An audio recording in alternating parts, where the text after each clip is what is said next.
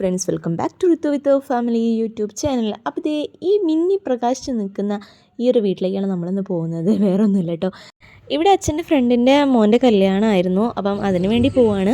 കല്യാണം സൺഡേ ആണ്, അതുകൊണ്ട് തന്നെ ഞാൻ പോയിട്ടില്ല. കാരണം എനിക്ക് അന്ന് നൈറ്റ് തുടങ്ങായത് കാരണം തലേന്ന് ഞാൻ പോയതാണ്. അങ്ങനെ ഞാനും വല്യമ്മയും അമ്മയും ഏട്ടനും വലിയച്ഛനും കൂടിയാണ് പോയത്. ഋത്തുസും ഉണ്ടായിരുന്നു.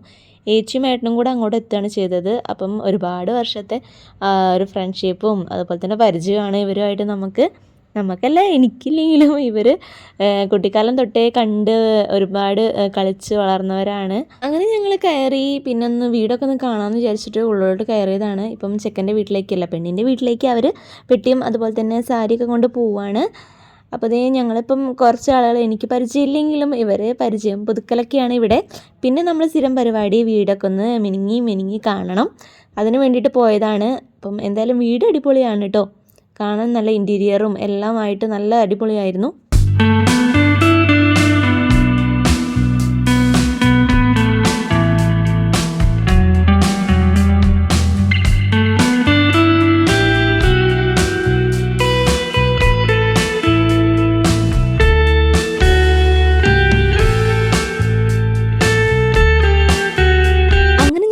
കുറച്ച് കഴിഞ്ഞപ്പോൾ തന്നെ ഏച്ചിയും മക്കളെല്ലാവരും വന്നിട്ടുണ്ടായിരുന്നു. അങ്ങനെ അവർ ഭക്ഷണം കഴിക്കാൻ വേണ്ടി പോകാൻ ചെന്നപാട് തന്നെ ഭക്ഷണമൊക്കെ കഴിച്ച് സെറ്റായിരിക്കുകയായിരുന്നു. അപ്പം പിന്നെ അവർ ഭക്ഷണം കഴിക്കാൻ പോയ ടൈമിന് ഞങ്ങൾ എന്ത് ചെയ്ത് കുറച്ച് കോഫിയെല്ലാം കുടിച്ച് അവിടെ ഇരുന്നു.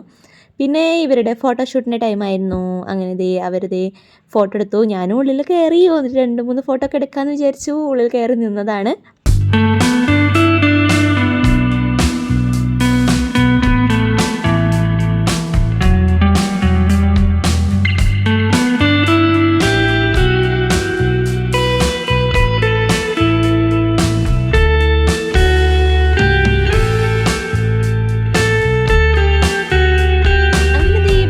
കഴിഞ്ഞു. കുറച്ച് സറ പറയലിന് ശേഷം ഞങ്ങൾ ഇവിടുന്ന് പിരിയാണ്.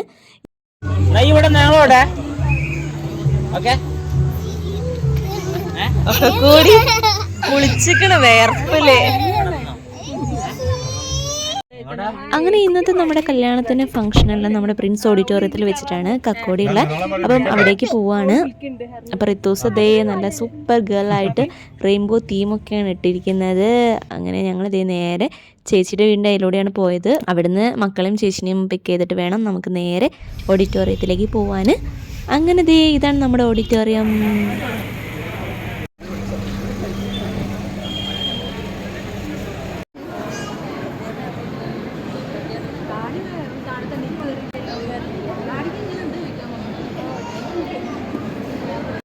അപ്പോൾ നമ്മുടെ കല്യാണ വീട്ടിലെത്തിയപ്പോഴാണ് സർപ്രൈസായിട്ട് വേറൊരു കുഞ്ഞൂസ് കൂടി അവിടെ വന്നത്. അപ്പോൾ ഋത്തൂസിൻ്റെ സെയിം ഒരു കളർ തീമൊക്കെ ആയതുകൊണ്ട് തന്നെ അവൾക്ക് ഭയങ്കര ഇഷ്ടമായി. അവർ നന്നായിട്ട് ഫ്രണ്ട്സൊക്കെ ആയി. അങ്ങനെ അവർ കുറച്ച് നേരം സംസാരിച്ചിട്ടൊക്കെ നിന്നു.